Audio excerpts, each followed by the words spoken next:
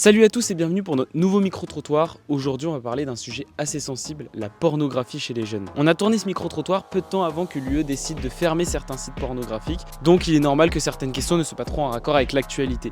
N'hésitez pas à débattre de tout ça en commentaire et je vous laisse avec la vidéo. Qu'est-ce que vous pensez des jeunes ou même des plus vieux qui sont addicts aux images pornographiques? Si c'est des films d'adultes consentants et que c'est un adulte qui les regarde, moi je m'en fous quoi. Ça dépend ce qu'on en fait et puis ça dépend ce qui est dessus quoi. La vision après de ce qu'ils ont des rapports, ça change complètement. Aujourd'hui on est plus centré autour de l'addiction à la pornographie chez les jeunes. Qu'est-ce que vous en pensez de ça? Que ça peut avoir des dérives très graves et sur des enfants de plus en plus jeunes. Je pense qu'il faudrait peut-être que l'État agisse et les réseaux sociaux aussi là-dessus, de bloquer ou je ne sais pas trop quoi faire. Les jeunes sont confrontés à la pornographie pour la première fois entre 11 et 12 ans en moyenne. Ah oui, voilà, c'est ça. Oui, c'est le collège, c'est le début du collège.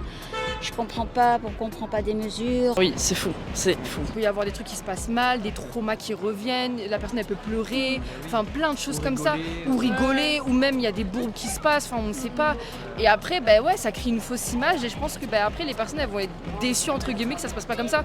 Apprendre la sexualité par la pornographie me semble quelque chose de largement, j'allais dire dommageable. Dommageable n'est pas le mot d'ailleurs, mais oui, ça m'a surpris et choqué. Je pense que c'est un petit peu triste, surtout ce sont les très jeunes qui sont addicts, les très très jeunes. Et moi quand j'étais très jeune, on n'avait pas ça. D'abord il n'y avait pas les réseaux, il n'y avait pas tout ça. Vous pensez que ça a une influence la pornographie sur la sexualité des jeunes? Ah oui, carrément, sur n'importe qui, bien sûr. Ça doit être très dur, parce que c'est pas la faute des jeunes non plus, c'est la faute de tout un système. On n'arrête pas de dire faut qu'ils arrêtent. Peut-être qu'ils veulent combler un vide, ou dans la vraie vie ils peuvent pas avoir vraiment de relation, ou qu'ils manquent d'affection et qu'ils se retournent vers ces choses-là. Et puis il y a même des vidéos où je pense que ça montre des trucs horribles, vraiment des trucs horribles, des situations auxquelles on pourrait même pas penser. Limite, il y a, j'irai pas jusqu'à là, mais peut-être il y a du viol parfois aussi dans les trucs. Il y a du viol, c'est sûr. Maintenant, avec Internet, en moyenne, ils y sont confrontés à 11-12 ans. C'est dramatique quand même, parce que c'est pas l'âge. Ah, c'est pas bien, je suis pas d'accord. La pornographie chez les jeunes, non. Moi ça me dépasse, je ne juge pas. Je pense que les jeunes ils font ce qu'ils peuvent.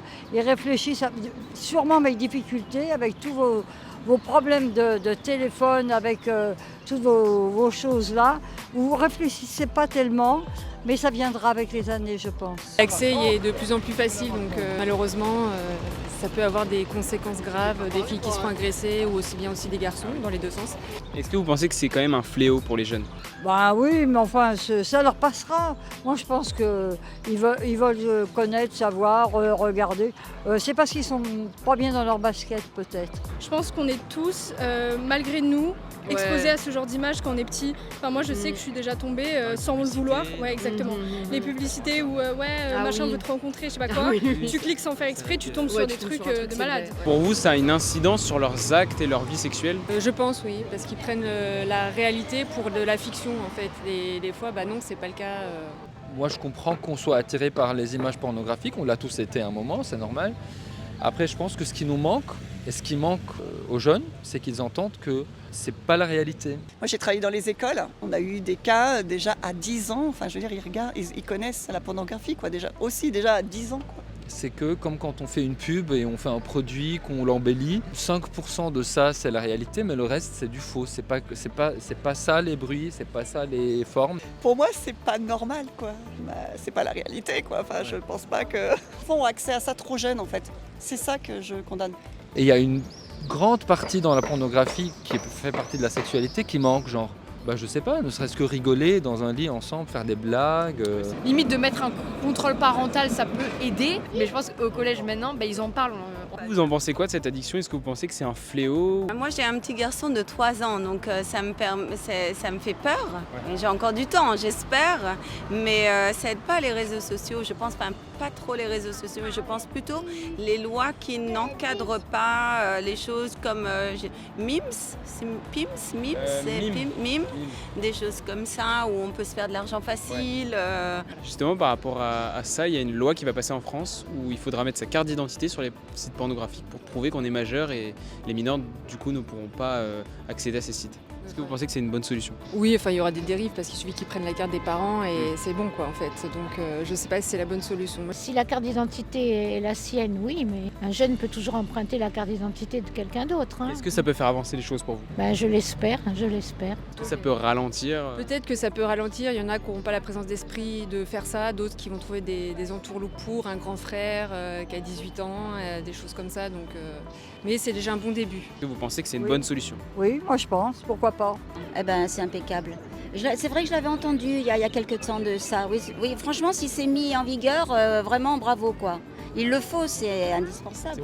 Oui, mais après, comment contrôler cela? Enfin bon, je me dis à la limite, ce qui serait bien, c'est sortir de tous ces sites qui engendrent que la violence. Une bonne chose pour vous, ça va faire avancer les choses? Eh ben, déjà, ça va protéger quand même les jeunes qui sont en pleine période de recherche, de découverte d'eux-mêmes et de la vie.